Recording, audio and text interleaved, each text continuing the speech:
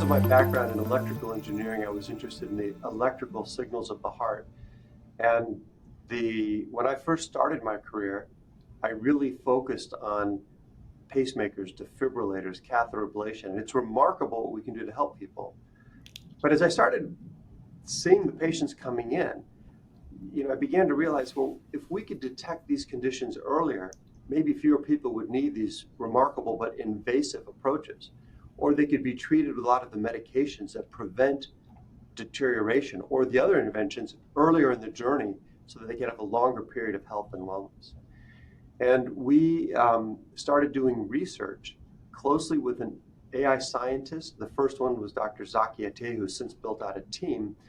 And he joined me in procedures. And he would watch me do an ablation and say, why did you do it that way? And I said, well, that's how I was trained to do. He goes, but why?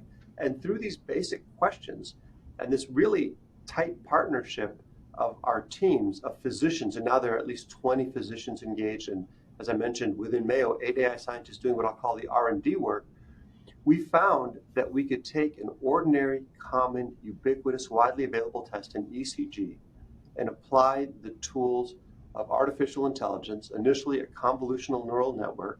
This is something, again, where the AI scientists brought to the table, and we could identify many conditions often 1, 2, or 3 years before we'd otherwise diagnose them. We found this to be true for a weak heart pump, left ventricular dysfunction. We subsequently found it to be true for other conditions like amyloid heart disease, pulmonary hypertension, and we can talk about those later. But that initial work was published in 2019, and it leveraged data science. And essentially, we trained a computer to see subtle, multiple, nonlinear patterns in an ECG that even an expert who's dedicated his or her life to reading ECGs could not identify. So it was an incredibly powerful test.